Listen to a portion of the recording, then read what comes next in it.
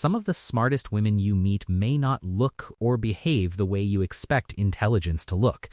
They probably weren't the loudest person in the room. They weren't performing their intelligence, quoting facts, dominating conversations, making sure you knew how much they knew. In fact, if you passed them on the street, you might not notice them at all. But if you sat with them for an hour, really sat with them, you'd feel something different. A depth. A way of seeing that doesn't move in straight lines. Before we go further, one honest note. None of the habits in this list prove intelligence, and this doesn't mean every intelligent woman has all of them. Some research suggests possible connections between these behaviors and certain cognitive traits, but they're associations, not guarantees. With that said, let's get into it. We've been taught that intelligence looks a certain way. Organized, punctual, socially smooth, always put together. But some of the habits that show up alongside deeper thinking are the very same habits the world calls strange, messy, or even broken. Today, we're going through 10 of them.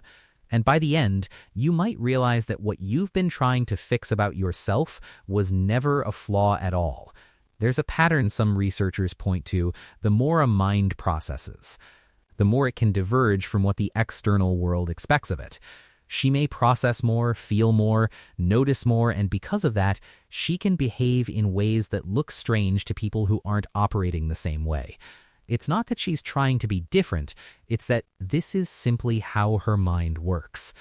That doesn't make it universal or guaranteed, but let's look at where the pattern shows up.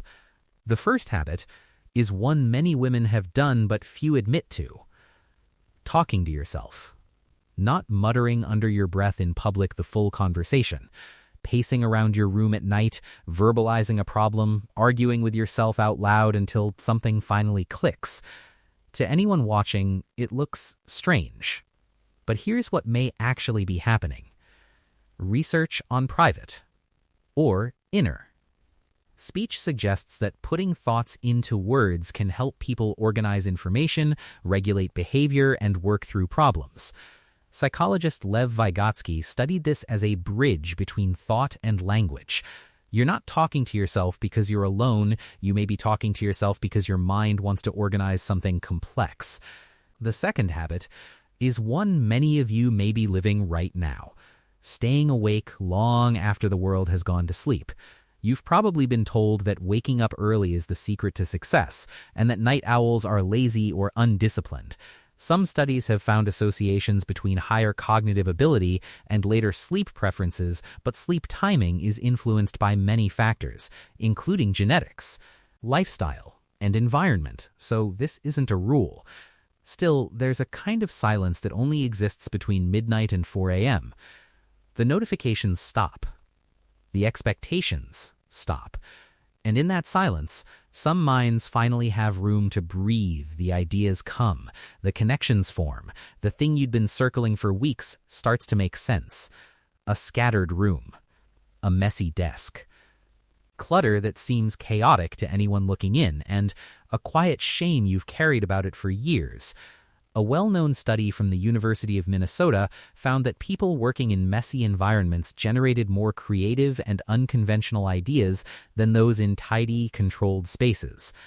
That's an interesting finding, but it's worth being careful here.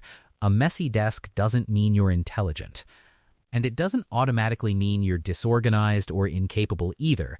Sometimes clutter really is just clutter. But sometimes it's simply what happens when your attention is somewhere more important than the bookshelf, and even in that chaos, there's often a system only you understand. Now, the first 3 habits share something. They happen when you're alone. The next set shows up in how people relate to the world around them, and these are often the ones that get misunderstood the most. There's a particular kind of woman who walks through the world feeling out of step, not because she dislikes people, not because she's shy or awkward or antisocial in the way those words usually get used. It's something quieter than that. She can sit in a room full of people who like her, who are genuinely glad she's there, and still feel a kind of distance settle in behind her eyes. Surface-level connection, the kind most social situations run on, can be genuinely exhausting for her in a way she's struggled for years to put into words. You probably know the specific feeling. The birthday party where you leave early, not because you weren't having fun, but because your battery quietly hit 0 an hour before anyone noticed. The group chat you read every message in and reply to almost none of. The "you're so quiet tonight" comment that lands like an accusation, when really, you were just elsewhere for a second, recharging behind a face that was still smiling. She's been called cold for this. Distant, intimidating, which is one of those words people reach for when they can't explain why someone makes them feel slightly unseen. She's been told to smile more, open up more, be more available, as if warmth is something you either perform on command or you don't have at all.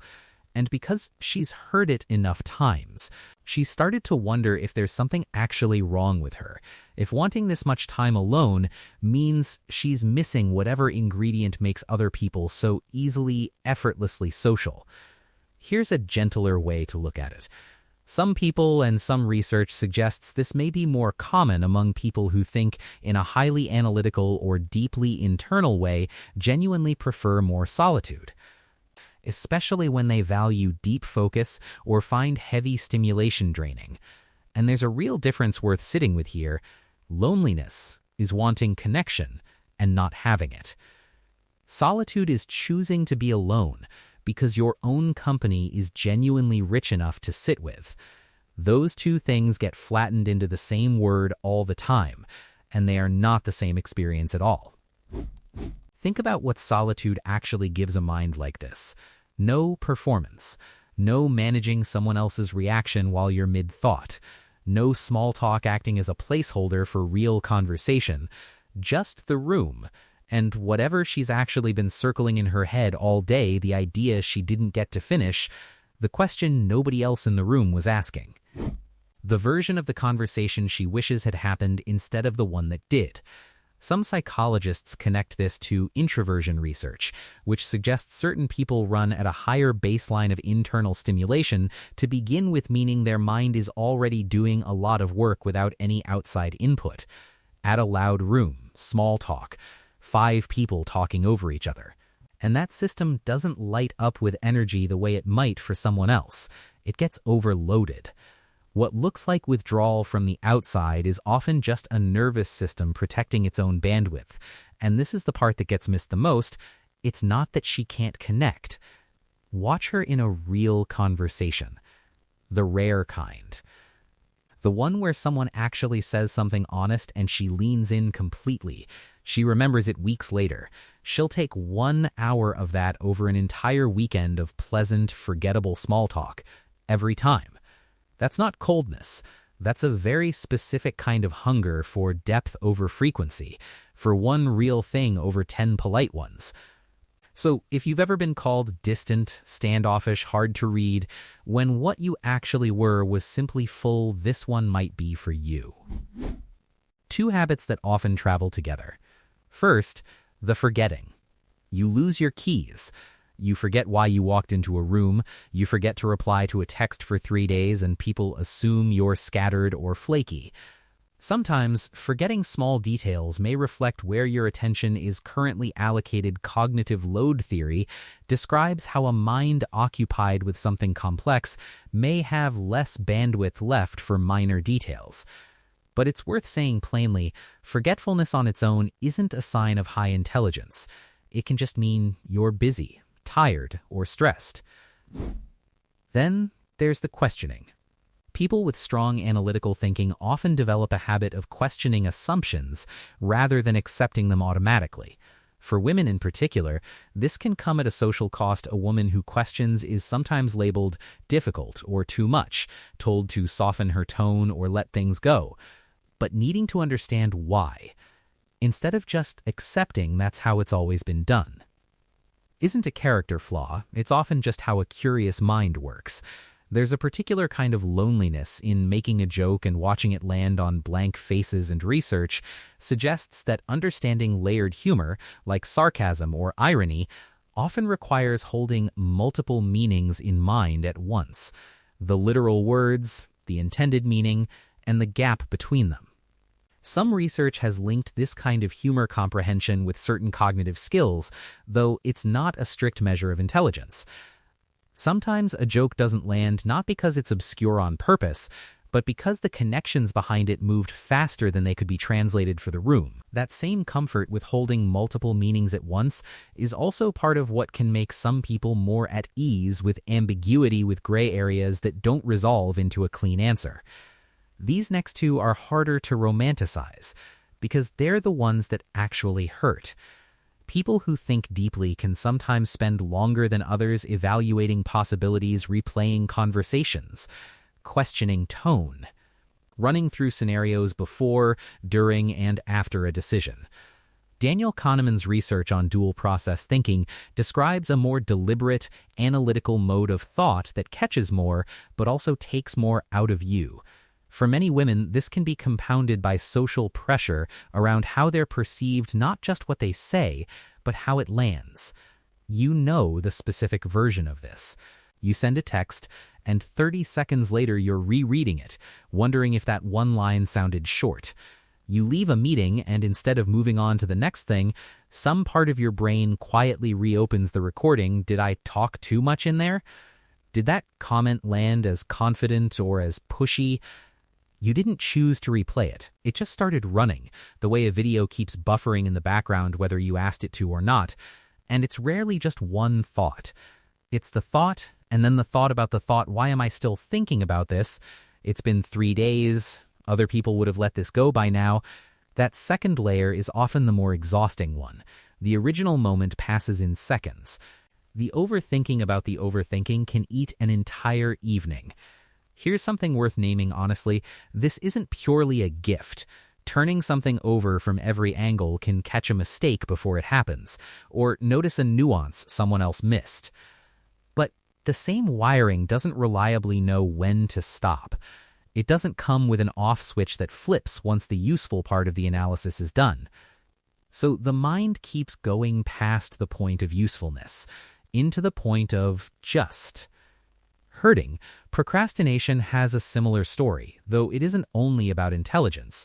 It's often tied to perfectionism, fear of failure, how difficult or ambiguous a task feels, and motivation. When the gap between what you can currently produce and what you can picture in your head feels too wide. Starting can feel impossible, so you wait and think and refine internally, sometimes until the deadline arrives before the courage does. What makes this particular flavor of procrastination confusing is that it rarely looks like avoidance from the outside. You're not lying on the couch doing nothing. You're reading 5 more articles on the topic. You're rewriting the outline for the 4th time. You're having the imaginary version of the finished project fully formed in your head. You can practically see it, but every time you try to put actual words or actual work onto the page, it falls so short of that mental image that stopping feels safer than continuing. And underneath that, there's often a quieter fear that doesn't get said out loud. If I actually try, and it's still not good enough. Then I've run out of excuses. As long as it isn't started, it can still theoretically be perfect. The moment it exists in the real world, it becomes something that can be judged, compared, criticized, and for a mind that already runs every scenario in advance, that risk can feel bigger than it actually is. If this pattern is familiar, it's worth remembering 2 things at once. First, that the same tendency toward high standards that makes starting hard is often part of what makes the eventual work solid. The two aren't separate traits, they're the same trait showing up at different stages. And second, that knowing where the pattern comes from doesn't mean you have to just live inside it forever. Sometimes the smallest, roughest possible first step, not a great first step, just a step that exists, is what actually breaks the loop, because it gives the overthinking something real to react to instead of an empty page to spiral around. And finally, disappearing into your own mind in the middle of ordinary moments. You're at dinner with someone, nodding, present but mentally somewhere else entirely, working through a problem in the background. Psychologists sometimes call this an attention lapse. tied to something called the default mode network, a brain system that activates when you're not focused on an external task, and which supports things like imagination, memory, and simulating future scenarios. It's an interesting area of research, but its link to high intelligence specifically is an inference, not an established fact. Still, if you've ever been pulled back to earth with, "Are you even listening?" you know the feeling of your mind having gone somewhere it found more compelling than the present moment. So 10 habits some people recognize themselves in. None of these, on their own, proves high intelligence, but they can reflect traits that are often associated with deeper thinking, curiosity, cognitive flexibility, creativity, and a preference for complexity over easy answers. The world will sometimes label what it doesn't understand calling solitude coldness, questions difficult, overthinking excessive, daydreaming a waste of time. Those labels say more about the limits of someone else's perception than about you. So maybe the goal isn't to fix every unusual thing about yourself. Maybe it's to understand which traits are actually helping you and which ones are worth managing. Because intelligence isn't about having unusual habits. It's about what your mind does with them. I'm Turnwiser. Drop a comment with the number of the habit that hit closest to home. I'd love to know which one found you. And don't forget to subscribe so you don't miss the next video. Goodbye, and see you in the next one.